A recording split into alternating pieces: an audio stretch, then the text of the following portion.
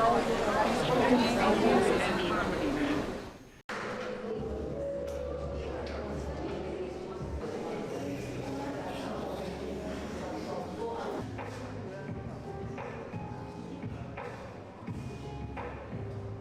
welcome each and every one of you to this program.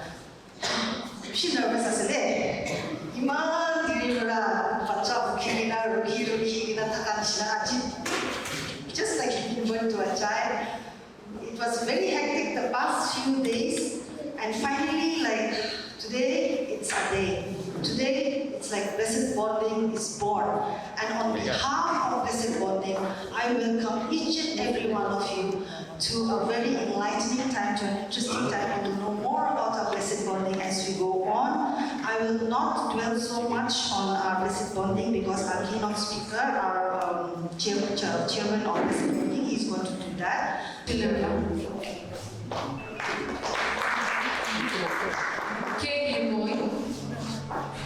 Excuse me.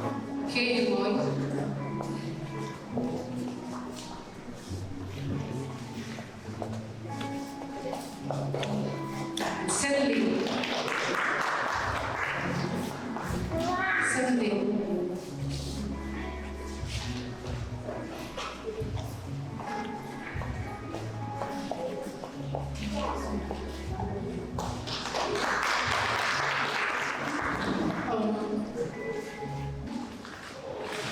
Blessed Bonding may be new to all of you, but today here we are because we the parents, with the children of Intellectual Developmental Disabilities, we have a reason to form this group, and I will relate the message to you as to why and how we are going to function. Blessed Bonding, it was formed in 2024 this year officially, and we are launching today. And we have our office at Duncan Road, and a room was donated by our Mathematical for our office, thanks to her. And we have around 200 registered members currently. Today, the others may see you as a parent, but I see you as the most courageous people gathered here. The people who will go to any extent for the children. That's how we appreciate each other. That's how we stand up for each other. As a parent of a special child myself, I understand your feeling, your thoughts, and how we go through. And today, it is our day, and we'll be having an interactive session later. So please try to make it till the end and raise your kind presence to the second session also. The name Blessed Bonding, as it suggests, we take it as a blessing, not a curse. Others may see our child with some other intentions, or I don't know the mentality, but we look at it as a gift from God because it is a sign of unconditional love and which we shower upon our children abundantly. And it is our duty to convey this message to the outer world.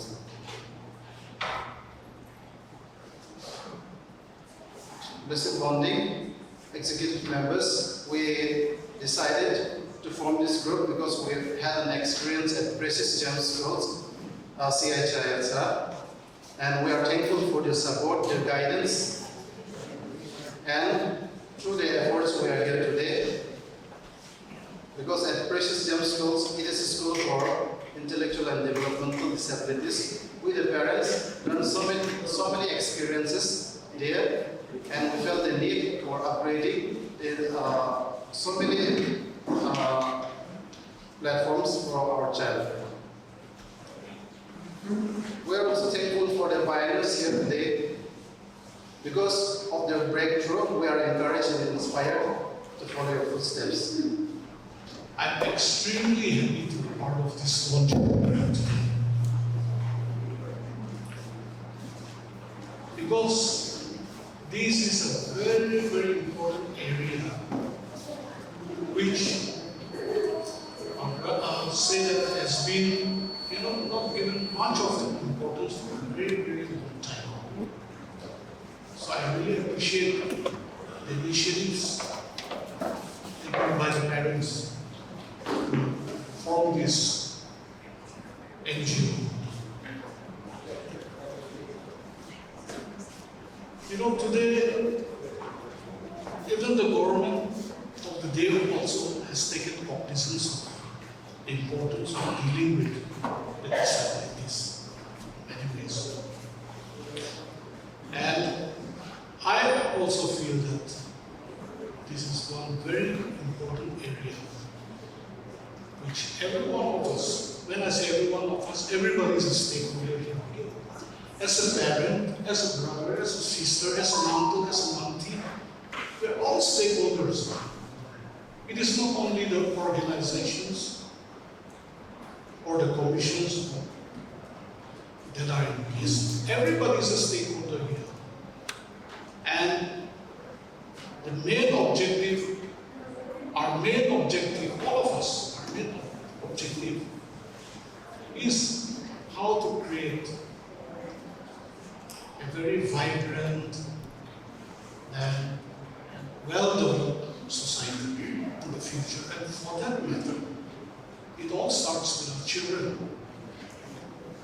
Unless we take care of their rights or their needs, especially the disabilities, then we don't see our bright, we don't see a bright future. There will be always a discrimination of things like which we do not want that. When we say disability, there are different types of disability. One is mental health. Another is physical. So it covers a vast area when you say disability. I myself also have a child. My youngest son. His problem, me and my wife did not detect it at the initial stage. He is suffering from dyslexia. And I think many are not aware of society. Dyslexia. Of course, these are Down syndrome, cerebral palsy, and others are something quite common. So this, you know how we found out is that he was very bad, or rather I should say very poor, when it comes to academics. But he has some other talent. And then we thought like, I used to think that as a father, why my son is so dumb, that sort of thing. And he also used to cry a lot while studying. He even used to cry sometimes, that is his kid. Why I do not understand, why I cannot do this. Then later on, we were told that he was suffering from dyslexia. That was the first time I heard dyslexia. Then I checked out in the dictionary, I googled it, and found it. And after that, we took him to Delhi. There's one foundation called Orchid Foundation, which deals with all those intellectual and developmental disabilities testing. So from there he got himself tested, and that's how we sent him to one school, which they call a separate cell called learning resources, where they used to help the children. So we sent him there, and slowly, I should say now, he's slowly recovering from it. So it's much better comparing to those days. So these are some of the things which the parents, sometimes are not aware of.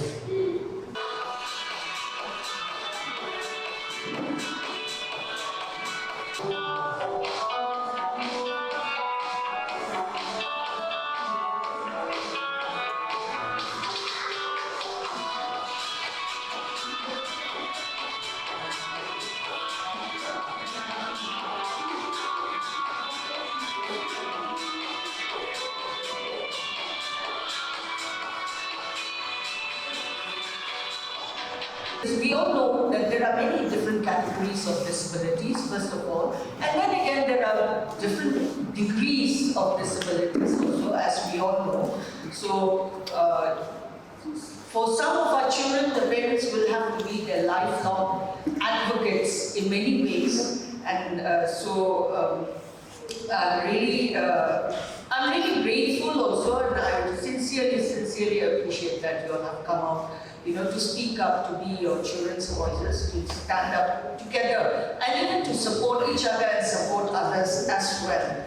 So, I will just share a little bit about myself and my own lived experience. So, I was not born with my disability, as some of you may know. So I know both the disabled world and the non-disabled world, so to speak, because the better part of my life I spent as a non-disabled person. So it was in 2006 that I met with an accident, a car accident. I injured my spinal cord, and that's how I landed up in my wheelchair.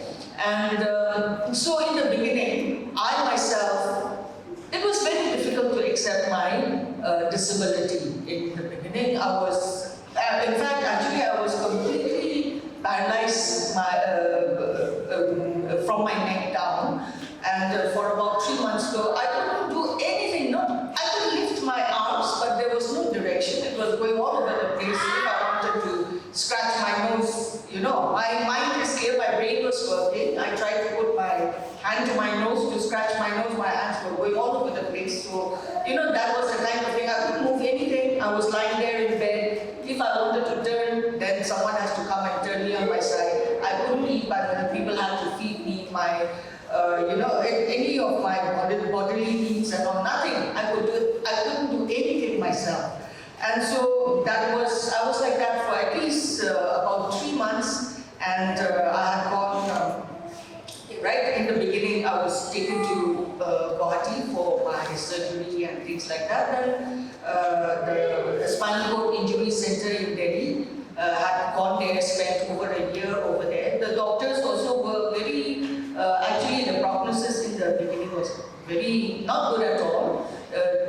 My level is, for spinal cord injuries, there are the level of injuries. So my level was C5, C6, which is actually not a good level, where people, tend to, usually many people with that level of injury, they spend the rest of their lives, in bed, barely able to move, that kind of thing. So it was not good at all. And in the beginning, I was also, in such a state, wondering why such a thing had to happen to me. I was angry, first of all, with myself. I was driving myself that night when I met with the accident. So I was blaming myself also. Was I driving too fast? What was I doing? This and that, all those kind of questions to myself. Angry with myself, angry with everyone around me, my family members who were there to help me. I was seriously annoyed with everyone, with everything, nobody could do anything to please me also.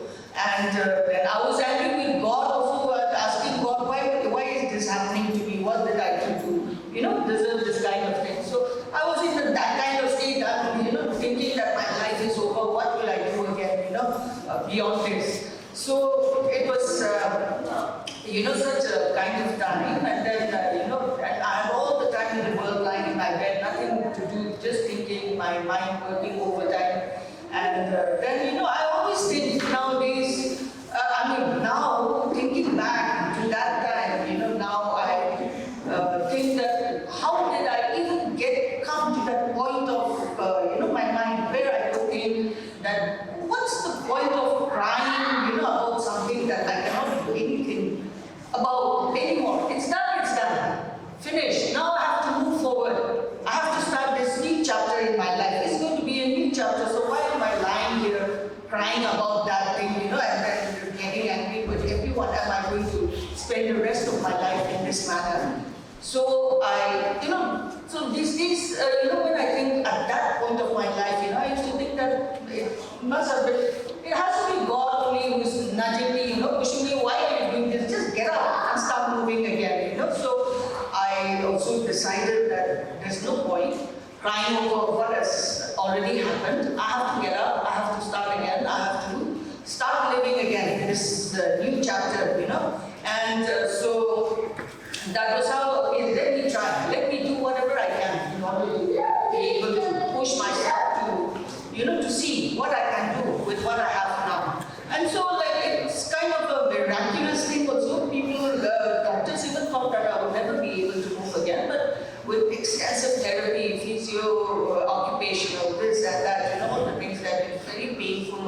And as you all know, the rehabilitation process for injuries like mine is actually a very frustrating process. You're doing that, exercising, and so then you think that today, oh, I can do this, I can move this finger. Then suddenly you find out next day you can't move it again. It's like you take one step forward, two steps back. It can be a very frustrating process. But that's also how I also kept on trying and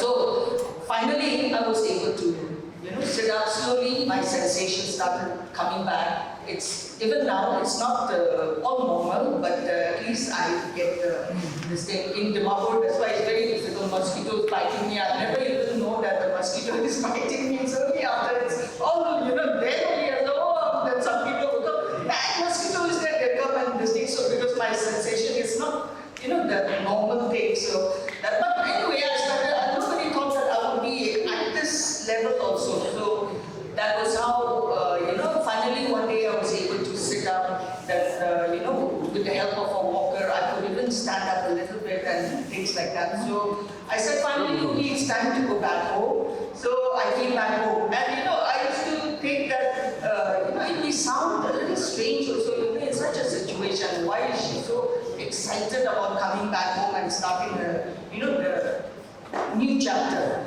So, but I was quite excited, thinking about now I'm going back home, and I had a lot of plans in my mind. I was working in the newspaper at that time, so I was okay. I'll go restart my work.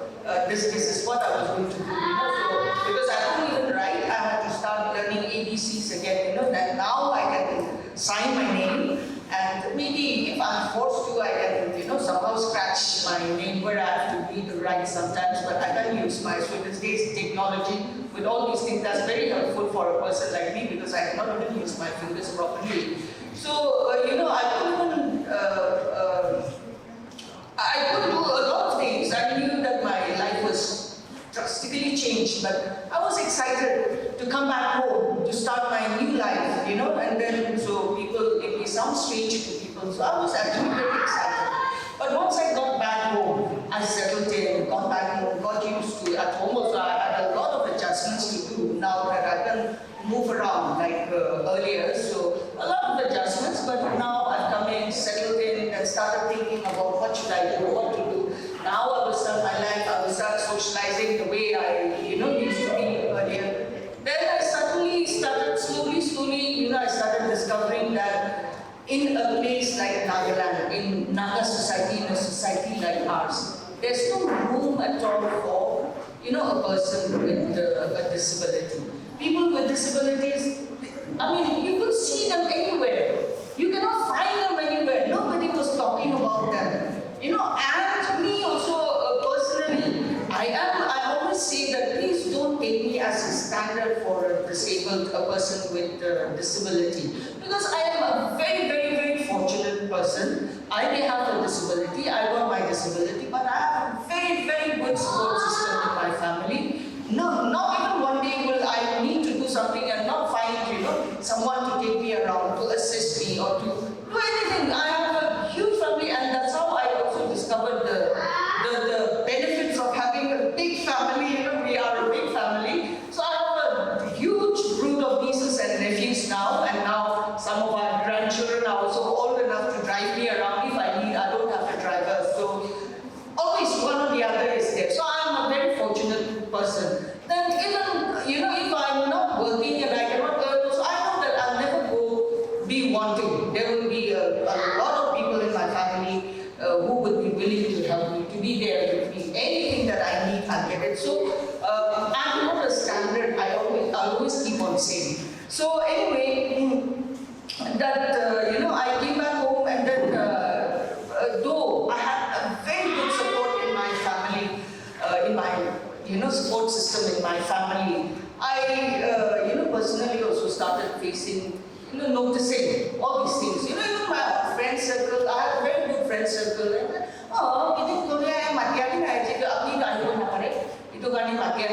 that kind of attitude. They don't call you, and then they immediately assume that I cannot do something just because I can't walk or move around like people.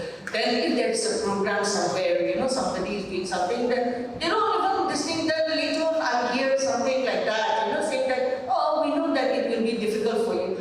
That kind of, I started encountering those kind of things. Then I was like, why are everyone thinking?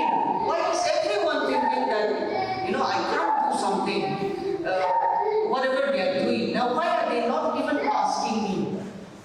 They never ask me, is it going to be difficult for you? What do you need, to come and participate in this program? Oh, we are going to have a dinner tonight. We want you, but what will it, what do you need for you to be able to come and join us? Nothing of that sort. They just said, so no need to bother. So we are left out. Disabled people are left out of everything. If you will notice also, now things are changing slowly. That is a good thing in our society now. Even within this, 3-4 years, I think we have seen a huge change coming about in our society. Awareness has become so much better now. We still have a long, long way to go, but awareness certainly has improved a lot. I'm sure you will agree with me. In those days, but that was 15, 16, nearly 20 years ago, and so at that time it was still very poor. So disability, nobody was talking about it. Nobody knew what was happening, and so I used to, then I started thinking about, as I said earlier, what is happening to the disabled community in our society. Where are our children with disabilities? Are they going to school or not? Getting an education or not? Are people with disabilities able to work and earn their living or not? I started getting those questions. So I started research. I also, disgracefully, I did not know anything about disability at that time. And that's the case with non-disabled people. All of you, those parents with, all of you, I don't know whether all of you are parents with disabled children, but most of you all are, I think. So it is only after your child's, after you got your child, then only you started learning about disability. I think you will all agree that all of us, as non-disabled people, we don't bother. We come across one disabled person, whether it's a child or an adult, we say, I really like it. That kind of thing we have, and then we finish that short interaction with them, we leave, go back home, nobody bothers,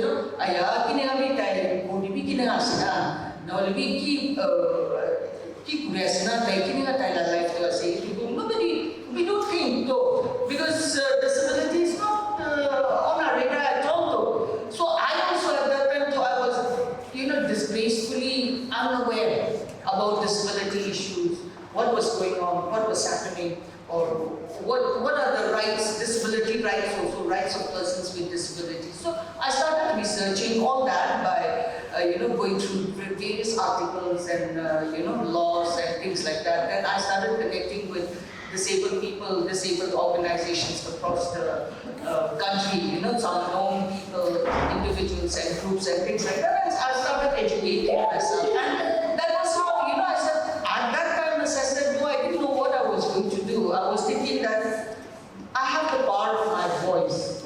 My voice, I can use it as, say something about disability issues, disability rights, talk about the things that people are not talking in our society. It's like a taboo thing, at that time, nobody was mentioning disability, or it was something so shameful, kind of a shameful thing to even discuss. So I thought that I can use my voice to at least tell my story and create that awareness among our people. So that is how I started my journey in disability rights advocacy, activism, and things like that. So the good thing is now our disability movement in many ways has become so much stronger, and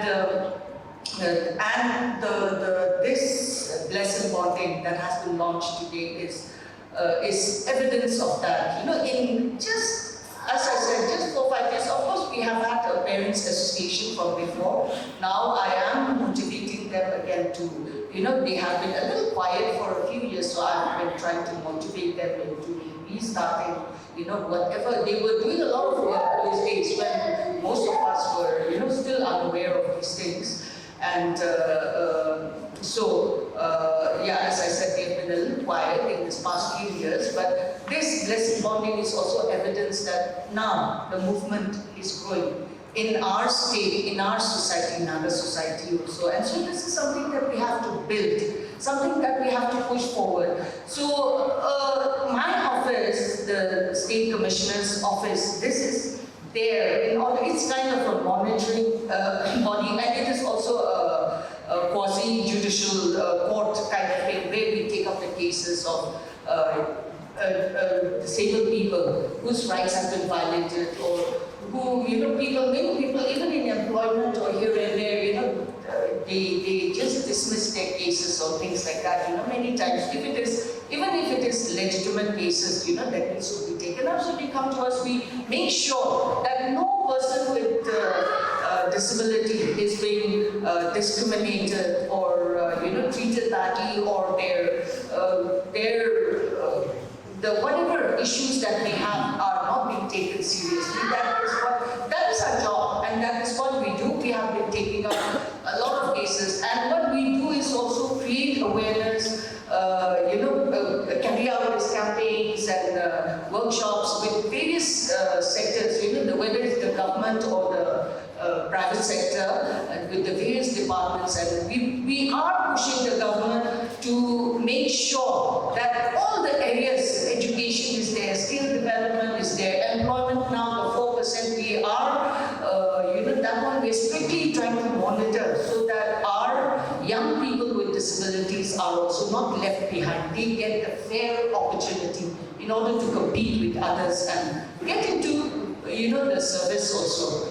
That kind of thing. Those are the things that we do. But one thing that I have been telling young people with disabilities also, the Nagaland State Disability Forum, I'm sure you have heard of them. That is now the state level disabled people's organization. And a lot of young people with disabilities are also now quite active, doing their own campaigns, carrying out their own campaigns and programs and going to the different districts, Kohima, Dimapur, it's always fairly, oh yes, we face a lot of problems, but it's always easier for us, in these urban sectors. But in the districts, a lot of issues are there, which we also have not been able to reach properly, even now. So the church also, that's why it is so important for the church also to be involved in this.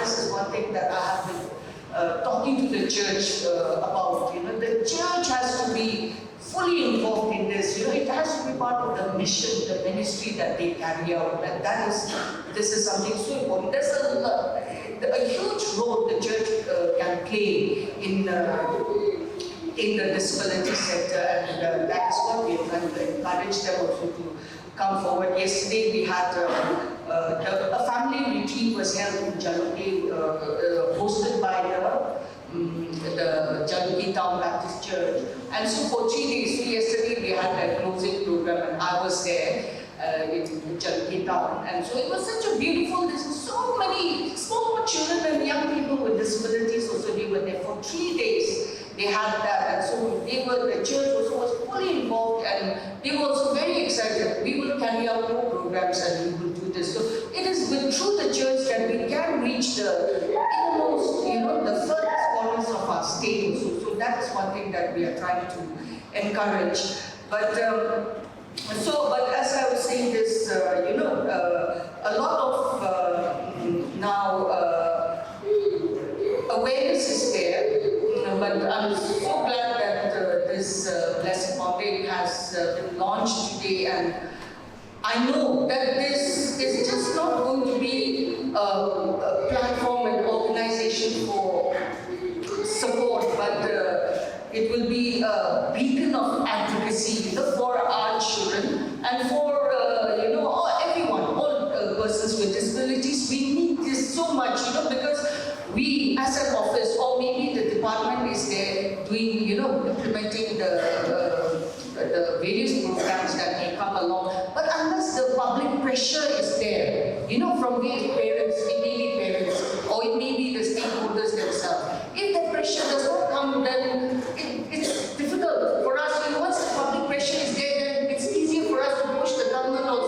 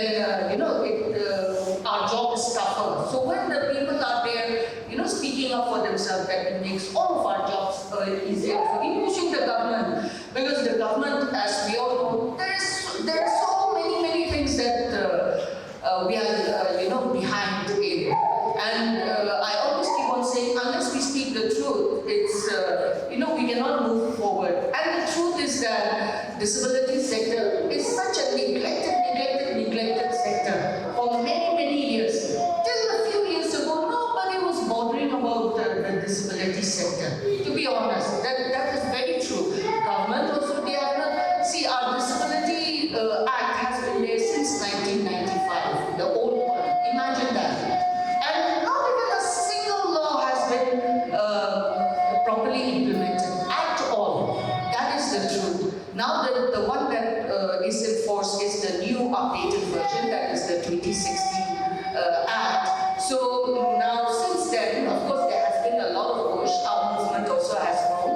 So now the government is also much more aware than earlier. So a lot of things are going, but we still have, because of all the neglect in the past, not even a single program was properly started. We don't even have a single, service, proper rehabilitation services being provided. You all, as parents of children with disabilities, you all will be very much aware of this. You need something. Those who can afford, they take their children somewhere, Guwahati, Delhi, Calcutta, whatever you have to take them here and there. In our own district, we don't even have the services. Why? Because nobody bothered about all these things, Otherwise, it should have been there from a long time ago, and we should be building on those. But the thing is, now we have to start from scratch. Everything has to start from scratch. The good thing is, as I said, with the awareness that is improving now, a lot of in the private sector also are now starting various kinds of services and institutions, centers to provide support to people with disabilities as well as their families, caregivers, and things like that. So that's the good thing that is happening now. That movement that has started, that is a good thing. But we still have a long, long way to go. All of us coming together, working together to keep on pushing our agenda. We need to push for our children, for the disabled community to be fully included, to be given the equal opportunities as equal citizens. That is the one thing. So people sometimes they ask me, what are disability rights? What do you keep on talking about the rights of disabled people, But what is disability rights, It's nothing more than equal opportunities for disabled people. That is disability rights, because they are not getting equal opportunities. As I said, they are being left out of everything. They are not being counted at all. You just look at any of the government programs, for example, one huge project, this project is going on, then we find out that there are no provisions at all for people with disabilities to be included in this program. For women, it is there. For this section of society, it is there. For that section, the disabled people are nowhere to be, nowhere to be found. So now we have to start fighting about how are you going to include disabled people in these programs, in these projects? So disabled people are always left out, not counted. And so we are just fighting not for anything special also. I keep on saying. So actually, we in the disabled movement, we disabled people ourselves, we don't even like the word special needs. Because when we say special needs, then it's like we're asking for something special.